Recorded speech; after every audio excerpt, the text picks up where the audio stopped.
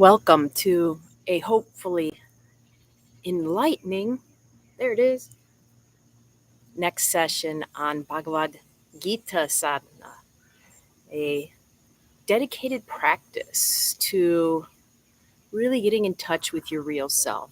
And the next couple of days, we're taking a couple more questions that I think are along those lines of how do we encounter the true self that so many hear about, talk about, but as my writer asked me, the one that wrote in these questions, how do we do this? Because we are so good at fooling ourselves. Yes, exactly.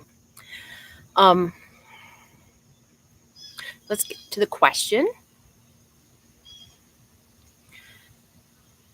Does the blind king okay, so this is good. If you're just joining us, you're not as familiar with the Gita starts out with the blind king, Dhritarashtra, asking his charioteer, what's going on this battlefield where my sons and my nephews are fighting, my sons and my brother's sons.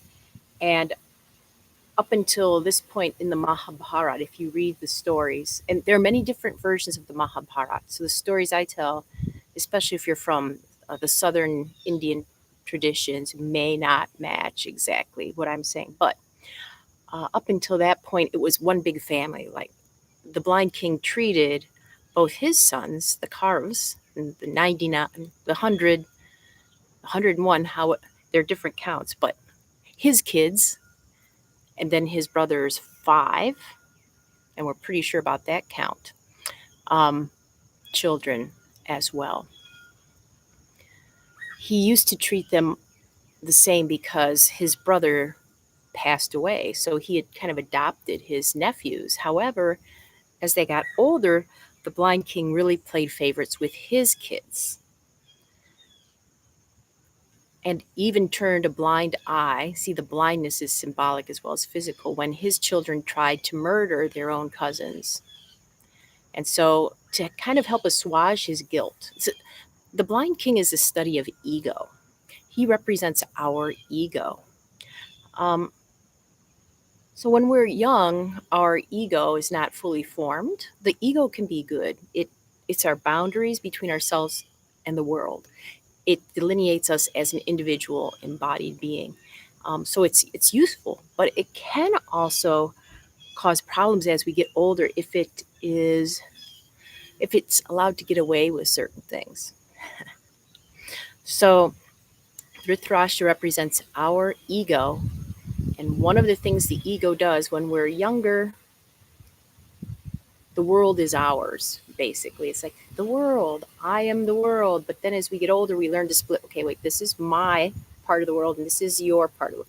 This is me, this is you, this is my family, your family. And this is exactly what Dhritarashtra is doing. So, okay, I know I adopted these nephews, but they're my biological kids, and then there are these kids. And my biological children are more important than anybody else's. So as we lead up to the war and over the decades that the viewer asked about, this favoritism plays out and plays out, and it's highly visible to those around the blind king, but the blind king is fooling himself that others can't see it. And that's what causes the civil war. And one of the ultimate lessons of the Mahabharata is war, especially civil war, is caused when our views and our own small nucleus's safety, we think, is more important than anybody else's safety. We have to take care of ourselves, and the heck with anybody else. Okay. So does the blind king ever regret this? Because one of the things I've also mentioned is, he's given the chance to have divine sight and see the outcome of the actions over the years and decades of what his choices have done to his family, his kingdom, and his life, and he refuses. Does he have any regrets? He does. Does he have any shame? He does. And he doesn't. So I don't have that much time. I have so many stories I could tell you. I'm going to try to boil it down. So after the war ends and the nephews win. The five nephews win. Basically, all of the blind king's sons are killed, and he is furious and ashamed and furious. So this is what the ego does. He's actually mostly racked with grief because he knows that his actions contributed to the deaths of all his sons. Hold on. Stop it. Stop it. Cat trying to escape through the screen. Stop it. His house and the rest of the world. He's trying to break that down. Anyway, where was I?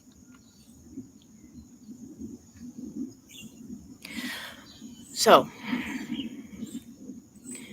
he knows, he realizes that his actions contributed to the death of his sons. But like many of us, it's easier to feel anger and to project our negative feelings onto others than to deal with our own condemnation of ourselves.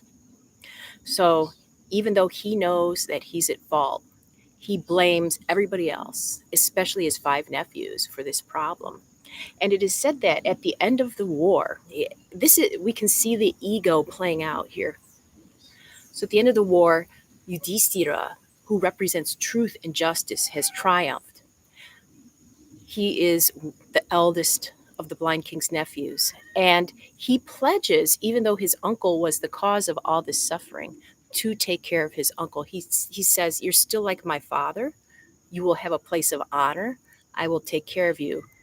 And as we talked about yesterday, that kind of forgiveness is almost the most shattering thing that can happen to that ego. The blind king is grateful. He realizes he's made a mistake. He embraces his forgiving nephew in love. However, that love quickly turns back to shame and regret. And as he's hugging Yudhishthira, he actually hugs him and he tries to crush him to death.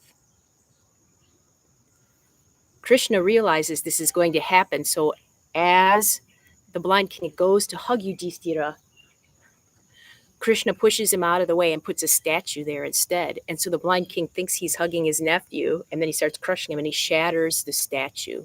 And he thinks, now I've killed my nephew who was going to take such good care of me. And he goes back into shame. What have I done? I've killed somebody else. And then Krishna puts Yudhishthira back up there. And the blind king is relieved. He hasn't killed his nephew. And despite this, Yudhishthira says, I'm still going to treat you like my father. I'm still going to take care of you. And he does. So what we see here is this vacillation of ego. And this continues throughout, in the stories I've read throughout that blind king's life. He is at peace because he's living with his just nephew, but he's also full of regret. And this keeps coming back and forth because he's still stuck in the ego. He's still stuck in himself. He never goes deeper. He never examines what led to this. He's too old. He doesn't want to break his patterns, so he keeps vacillating. So yes, he finds forgiveness and he keeps losing it again. And this is going to lead into tomorrow's question, which is about how do we know if we're listening to our ego or our higher selves? So hopefully this gives you an idea of what goes on in each of our psyches. We have regrets for things we've done, but instead of embracing that regret, we become angry and project onto others our problems. And then we're like, oh, and it's this vacillation. That's why equanimity is taught by the Gita is so important. As long as we keep vacillating, we're never going to settle on the truth. We have to come to this place of steadiness and establishment within ourselves so that we can face everything we've done, the possibility for redemption as well. Actually, as I've been mentioning, the possibility of true forgiveness is shattering for the ego. So while the ego wants it, it doesn't, because it means it will dissolve in unconditional love. So maybe you've seen yourself in this story. And now time for practice. That whole idea of balance on the mental level, we start with balance on the physical.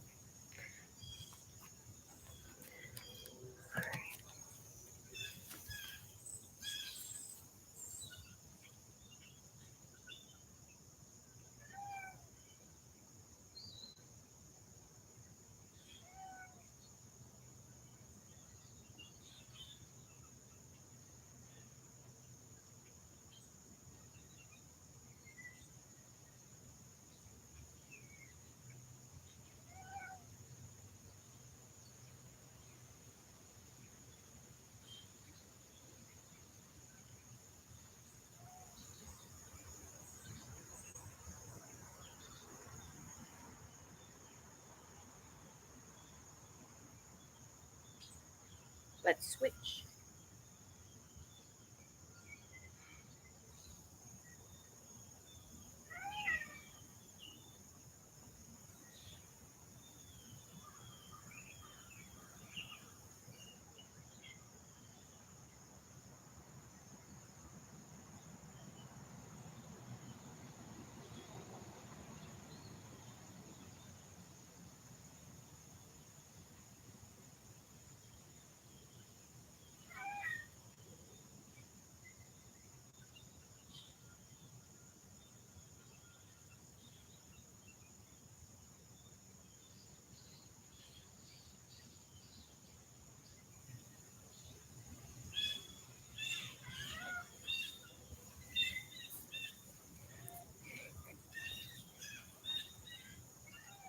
All right, let's come back for our contemplation. Oi, the cat. I don't know if you can hear him. He sounds pathetic because he loves me and he's separated from me. This is actually the idea of the suffering of the ego. It so wants to be in touch with its true self and cries out for it. Even though separation is necessary, he has to stay inside.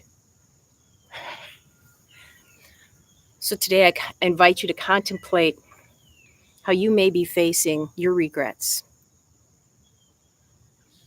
Are you embracing your shame still? Are you able to find and truly submerge yourself in the forgiveness that will shatter your ideas of who you are? 5 minutes.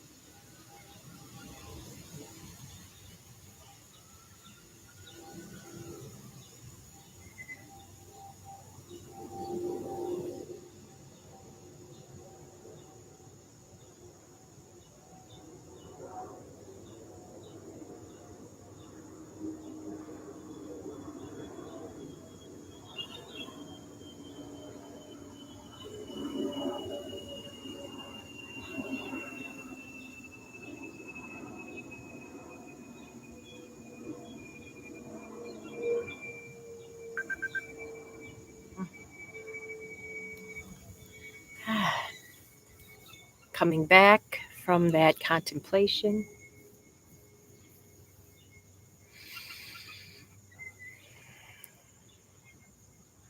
This can be a very powerful healing practice.